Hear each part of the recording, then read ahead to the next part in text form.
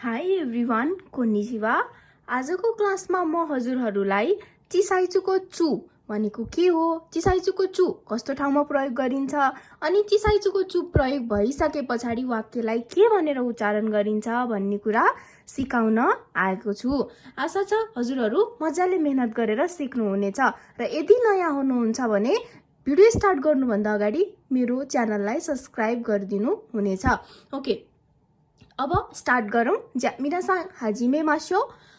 सबैभन्दा पहिला चु हामीले ता ची चु पढ्थ्यौं नि हो, त्यो चुलाई चाहिँ अलिकति सानो यस्तो सानो बनाएर लेख्नुलाई चाहिँ यसलाई हामीले चिसाइचुको चु भन्छौं है त। ल अब हेर्नुस्, चिसाइचुको चु केमा प्रयोग हुन्छ भन्दाखेरि यहाँ भएको अल्फाबेटहरुमा चिसाइचुको चु प्रयोग हुने भयो अनि चिसाइचुको चु प्रयोग भइसके पछाडि चाहिँ त्यसलाई के भनेर उच्चारण गरिन्छ भन्ने कुरा अब म हजुरहरूलाई सिकाउन गइरहेको छु।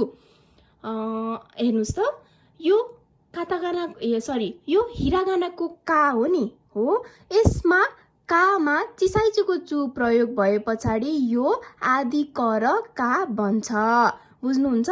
अनि अरु सेम हुन्छ। हेर्नुस् त, चिसाइचुको चु प्रयोग भइसके पछाडि पछाडिको अक्षर चाहिँ एउटा आदि भनेर पढ्नु पर्छ के। हेर्नुस् त, चिसाइचुको चु र का अनि आदि क का, चिसाइचुको चु र कि आदि क अनि कि, चिसाइचुको चु र कु क आदि क अनि कु, बुझ्नुहुन्छ। चिसाइचुको चु र के आदि क अनि के, चिसाइचुको चु र को आदि क अनि को है। योबाट बन्ने एउटा सेन्टेन्स हेर्नुस् त, एउटा वाक्य हेर्नुस् त। यो कामा तेन भएपछि यो के भयो, गा। गा चिसाइचुको चु अनि को छ नि। अब यसलाई उच्चारण गर्दाखेरि चाहिँ हामीले नर्मली चिसाइचुको चु प्रयोग नगरिकन उच्चारण गर्दाखेरि चाहिँ हामीले यसलाई के भनेर उच्चारण मतलब कि यो चिसाइचुको चु को पढ्ने तरिका थाहा नहुँदा चाहिँ हामी यसलाई के भनेर उच्चारण गर्थ्यौं, गा चु को भनेर उच्चारण गर्न सक्थ्यौं। तर अब मैले हजुरहरूलाई चिसाइचुको चु प्रयोग भइसके पछाडि यो के मा परिवर्तन हुन्छ भनेर सिकाइसकेको छु। त्यो भएको भएर हेर्नुस् त, यो गा अनि चिसाइचुको चु र को प्रयोग भयो भने के हुन्छ, आदि क अनि को हो। अनि यो के भयो, अब गाको गाको भयो। गाको भनेको के हो, स्कुल हो, बुझ्नुहुन्छ। यो यसरी चेन्ज हुन्छ के। त्यस पछाडि हेर्नुस् त, चिसाइचुको चुमा सा आदि सा, चिसाइचुको चुमा सी आदि सी, चिसाइचुको चुमा सु आदि सु, चिसाइचुको चुमा से आदि स अनि से, चिसाइचुको चुमा सो आदि सो है।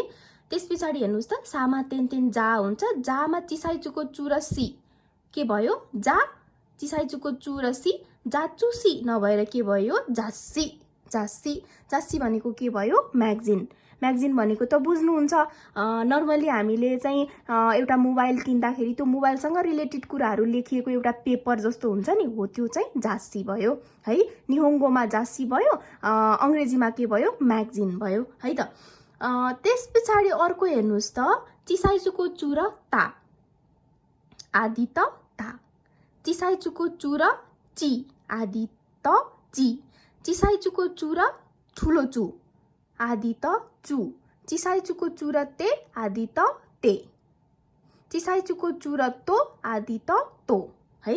यसबाट बन्ने हेर्नुस् त, यसबाट बन्ने वाक्य हेर्नुस् त, आशा चिसाइचुको चु र ते के हुन्छ, ते, आसाते। आसाते भनेको के भयो, पर्सी भयो है।